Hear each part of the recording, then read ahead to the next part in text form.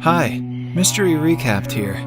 Today, I'm going to explain a psychological thriller war film called Mine. Spoilers ahead. Watch out, and take care. The movie begins with a hardened U.S. Marine, Mike, saying goodbye to a young woman at the airport and traveling in a helicopter to his next mission. In the next scene, Mike and his spotter, Tommy, are set up on a cliff overlooking a desert, waiting for their target to arrive. Tommy is a chatterbox by nature, while Mike has a more serious disposition. They notice multiple people on foot on one side and multiple armed vehicles on the other, approaching. Mike's target is a 65-year-old terrorist, Saeed Asif. As Tommy and the voice over the radio try to get Mike to make the hit, he realizes that the group has gathered for a wedding, and the target might be the groom's father. Matters are further complicated when the groom and bride block the target. Mike is ordered to take out the groom to get to the target, but he can't bring himself to take an innocent life.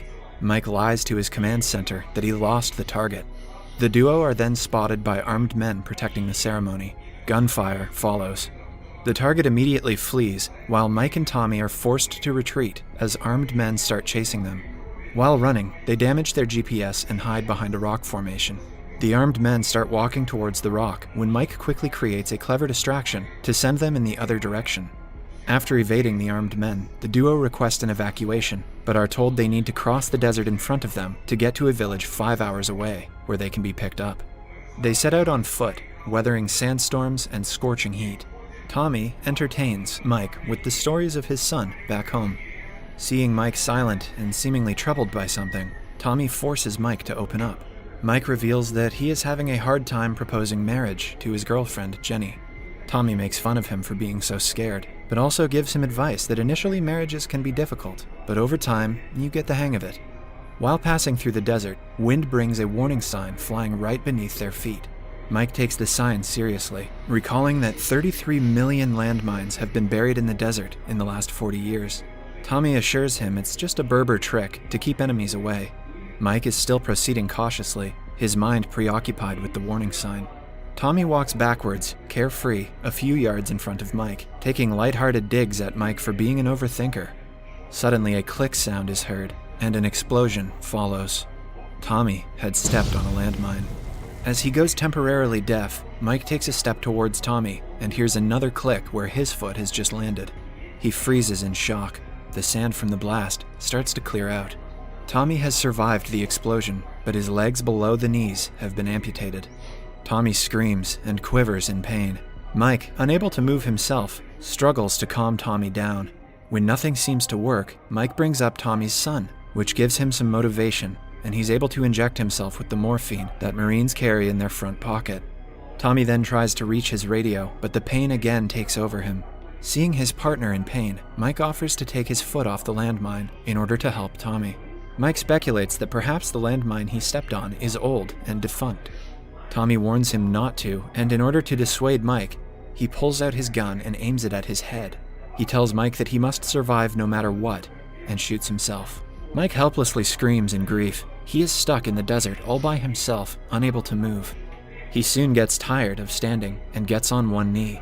Mike realizes he must somehow fetch the radio lying next to Tommy several yards away. He ties his shoelace to an axe to pull the radio bag towards himself. However, he learns that the radio's battery is dead and the spare is on Tommy's body. Mike is dejected, but thinks of another plan. He makes a makeshift arrangement to charge the radio using solar power. Mike is then able to contact his superiors. He requests immediate evacuation, but he is told that rescue choppers can't fly to his location because of frequent sandstorms. If it all goes well, a convoy will rescue him in about 52 hours. Mike gets frustrated by the response. The major then suggests Mike try digging a ditch and jumping in it, which would only result in a non-life-threatening limb loss. Mike decides to tough it out and wait for rescue, setting a countdown on his watch. Then, another massive sandstorm hits full force. He manages to wait it out without moving from his spot. Once it's over, the first thing he realizes is that the storm has brought Tommy's body, and therefore the spare battery, right next to him. Yet the radio has drifted too far from his reach. Hours pass by. Mike runs out of water and gets increasingly desperate, and at times wonders about shooting himself dead. He then notices a Berber coming towards him, walking in a zigzag. Mike tries to warn him about the landmine, but the Berber imitates his actions, seemingly making fun of him. Mike tries to explain his ordeal to the Berber man, but he insists that Mike must take the next step. He then takes Mike's water flask and disappears into the desert. Completely dehydrated and desperate, Mike proceeds to drink his piss when he notices a little Berber girl coming his way, bringing back his water flask.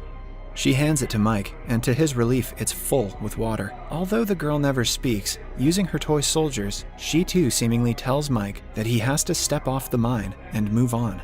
Mike tells her that he can't move and asks the little girl to fetch him his radio, but the girl doesn't understand. Desperate, Mike gets too loud, scaring the girl away. Soon, the night falls and the temperature starts to drop. Mike lights a fire to keep himself warm. He starts hearing noises of wild animals. He takes out his phone and looks at the pictures of his girlfriend to keep himself distracted. He finds a video from his girlfriend.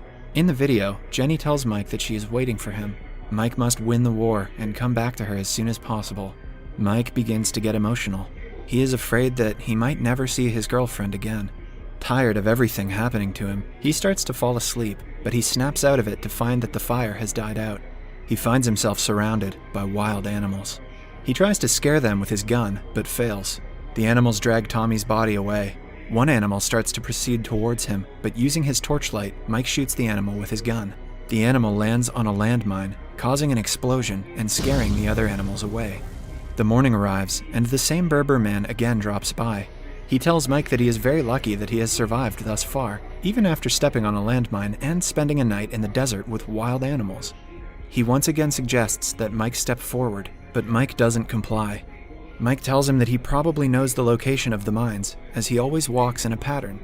The Berber responds that he doesn't know where the landmines are, and he only walks in a zigzag because it is safer than walking straight. Mike again asks him to fetch his radio. The Berber man finally agrees and brings the radio back to Mike, and then heads on his way. Mike checks his watch, and there's still 24 hours left for the help to arrive. He slowly starts hallucinating. Mike sees Tommy wake up from his death. The imaginary Tommy motivates Mike and tells him that he will get out of this alive. The sun sets again, and Mike starts to think about all the mistakes he has made in his life. He starts regretting leaving his girlfriend, Jenny, alone and coming to the mission. He again finds himself surrounded by animals. Mike aimlessly starts shooting at them in the dark, but the animals still attack him. He gets lost in his thoughts as he fights off the wild animals. As the sun rises, Mike again descends back to reality. All the wild animals that attacked him lay dead around him. Despite being outnumbered, he managed to kill all of the animals. Mike has been in that desert all alone, by himself, with his foot over the mine, without moving for the last 45 hours. He then receives a communication from his senior, who informs him that the rescue team is running late. The senior asks him if he can hold on for 17 hours. Already way past his breaking point, Mike replies that he cannot go any further. The major tells him that there is someone who wants to talk to him. Mike then hears the voice of Jenny. Mike frantically starts apologizing to her for leaving her, for messing everything up, and to destroying everything he touches. He then starts hallucinating and sees Jenny sitting on a couch in front of him in the desert. He tries to reach her, but starts losing strength. He begins to collapse when Berber catches him, seemingly arriving out of nowhere. The man starts nursing Mike's wounds and tells him about the time when he too once stepped on a mine, which took off his leg. He tells Mike that losing his leg felt like he had lost everything in his life. However, the pain of losing his leg was all washed away when he met his wife and had a daughter. He says that whatever happens in our life, we must keep moving on. Mike tells the man that he indeed is lucky, as his daughter who brought him water is really beautiful and has her father's smile. The man tells Mike that he no longer has a daughter. She died in a mine explosion during one of their father-daughter excursions to dig out mines and replace them with tin cans. Mike listens, dumbfounded. The Berber tells him he's happy his daughter came to meet Mike, but he really needs to move on now. Then, he leaves. Mike sees his daughter again, but she quickly fades away with the wind. Mike starts to hallucinate again. He sees his abusive father, who used to beat his mother while he watched helplessly. He sees his terminally ill mother. He also sees the lovely times he spent with his girlfriend. At that moment, he hears on the radio that the rescue team is passing, and they need him to make his exact location known. He picks up his flare, but before he gets to use it, the terrorists from before start shooting at him from over the hill. The shooting triggers a mine explosion nearby, which sends the flare flying out of Mike's hand and reach. He tries to fire back, but he is too weak, but he remembers his girlfriend and uses it as motivation. Mike then uses his gun to shoot at the ground and triggers mine explosions around him, which creates sand smoke, shielding him from the enemy. He then quickly grabs his sniper rifle and eliminates the terrorists. With the rescue team passing by, the flare is still out of reach.